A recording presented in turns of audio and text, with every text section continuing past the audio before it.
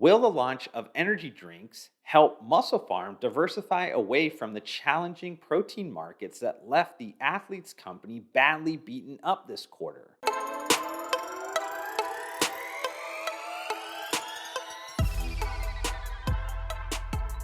Just as I've done with the previous quarterly update videos for MusclePharm, I want to throw out a few disclaimers right off the bat. Firstly, that I was employed by MusclePharm during the golden era or the early 2010s when the company was in its hyper growth phase. That could obviously come with some inherent biases.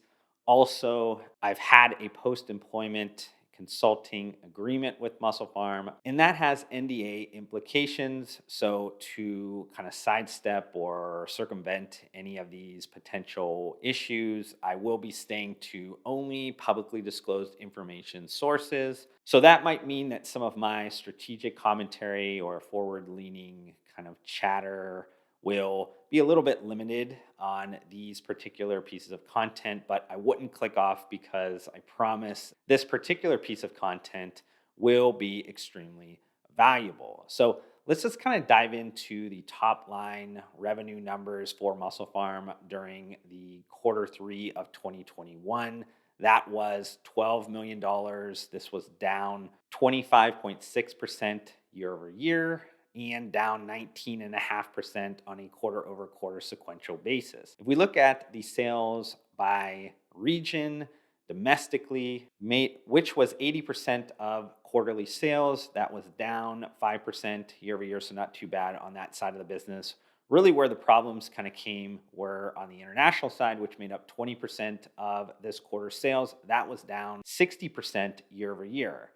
Now, looking at sales through a few kind of more detailed ways, I want to update you on like key customer risks. So any customer that's over 10% on a publicly traded company needs to be disclosed. They don't need to disclose the actual name, but MusclePharm at one time used to actually disclose that name. And the only customer that has a key customer risk for MusclePharm at this time in this current quarter is Costco, which makes up 50% of its total sales. Now, looking at channels, MusclePharm did have a pretty balanced amount of sales coming from different channels. Specialty made up 35%, food, drug, mass made up 45% of total sales, and then international, as I mentioned earlier, made up the other 20% of sales. Now, shifting this content away from the revenue side and more on the cost side and kind of profitability, MusclePharm has had a goal, or any business kind of has a goal, of being a long-term profitable business entity. Now, MusclePharm has struggled with that throughout its history in business, but in 2020 and in quarter one of 2021, they have been profitable. But the last quarter, quarter two, and then this quarter, they have kind of went back to their old ways of not being profitable. And a lot of the profitability issues is coming down to the gross margin side for MusclePharm right now.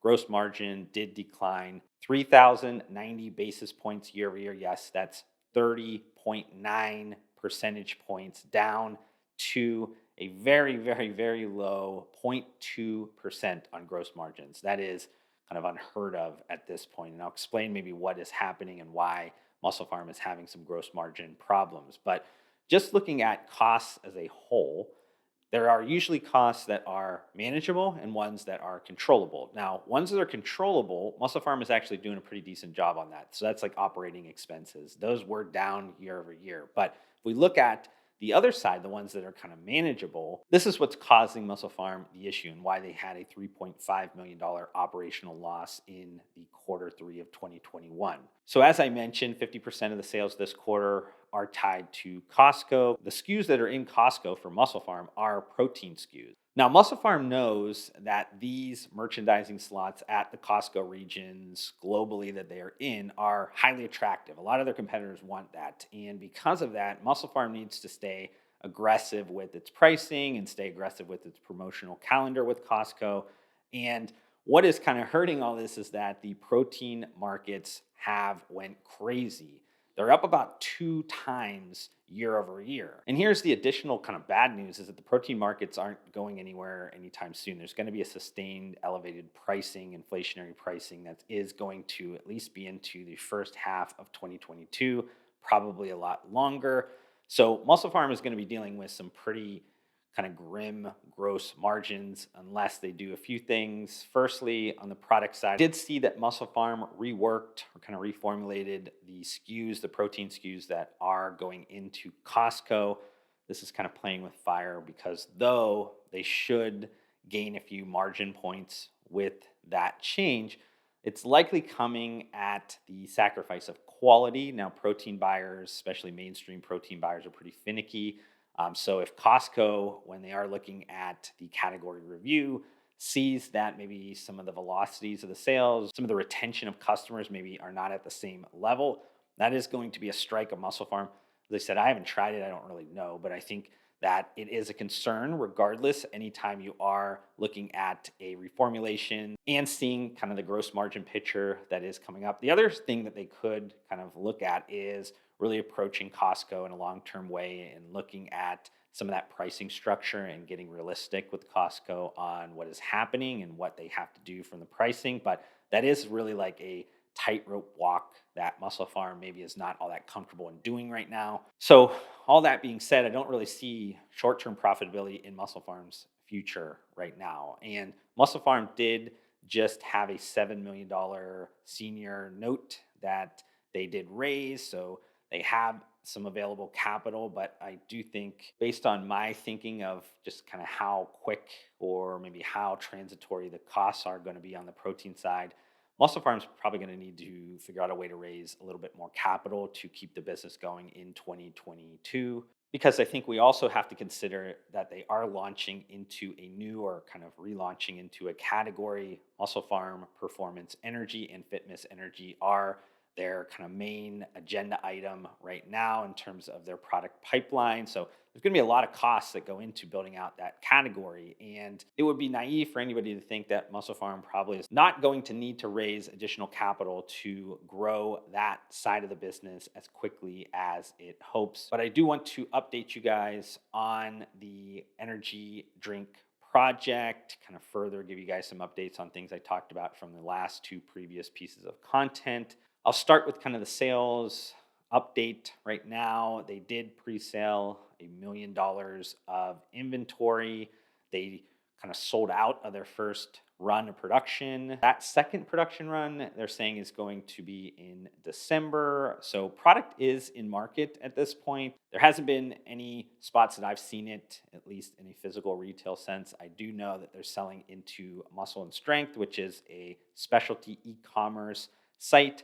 There is some like ratings and reviews on there, and it has been getting pretty decent ratings. Depending on flavor, it's somewhere between 4.4 and 4.8. Now, it's only a few dozen reviews, so don't really know exactly what that's going to be when you have hundreds or thousands of reviews, especially when it hits something like Amazon. But the company is also in the final stages of adding additional DSD partners. I think they have 8 of them right now, and also some key large customers. Now, on the team side, they were able to add an additional asset to the beverage arm, another executive from Rockstar, Jason May, which is going to lead product development and marketing for MusclePharm Energy. MusclePharm also reiterated its long-term kind of expectations, or really kind of like its 2-year outlook on the energy drinks market. They are saying that that is going to be about a $30 million business by the end of 2023. And just to give you some context on maybe $30 million, maybe you think, oh, that's too aggressive, especially with MusclePharm being about a $40 to $50 million run rate business at this time.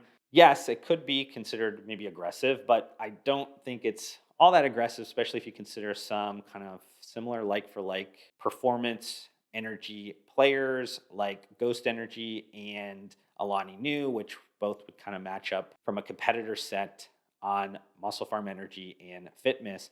Now, both of those products sold more than $30 million in their first year in market. So MusclePharm saying we're going to hit that in 2 years of market, and combining that, it's not all that much of a stretch, probably pretty attainable if they are able to execute on their strategic plan. And I want to end this piece of content talking about if MusclePharm is kind of looking to be a marketing machine 2.0. I think it's important for us to kind of mention that just because MusclePharm in its current state, so in 2021, has pretty decent brand equity in the mainstream large retail market for protein.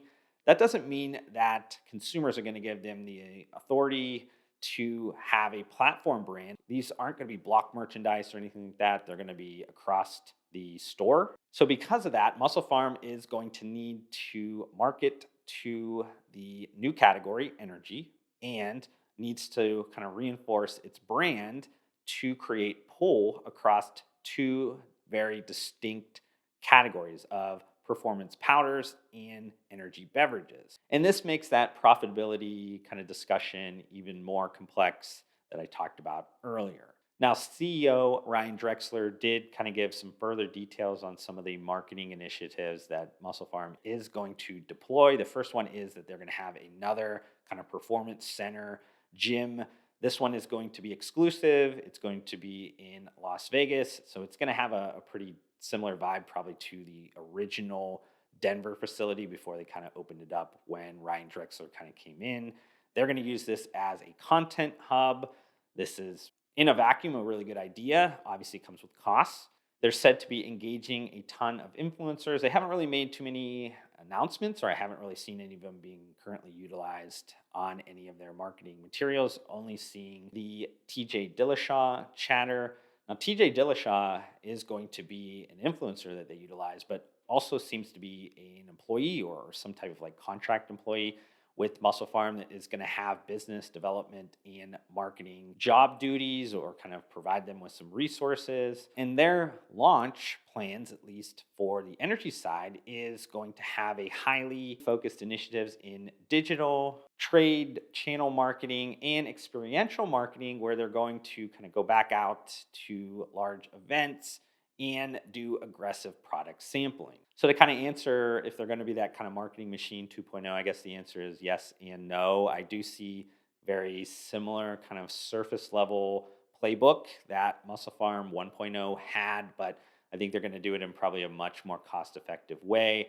And they also are lacking that visionary CEO like Brad Pyatt that, though maybe spent way too much money on that area, was able to drive a ton of momentum, a ton of sales, a ton of buzz towards Muscle Farm, which has definitely been lacking over the last 3 to 5 years. Hope you enjoyed this YouTube video about Muscle Farm. If you did, please consider hitting that like button. If you want to support me even further, you can do that by hitting the subscribe button. I have a short-term goal of hitting 2,000 subscribers very soon. You could be a part of that. I would love if you were a part of this journey with me. For those 80% or so that watch these videos religiously but are not subscribed to you, you make me sad. Please change that very soon. But just want to thank you for giving me your time and kind of tuning in on this particular video, and I'll see you on the next one.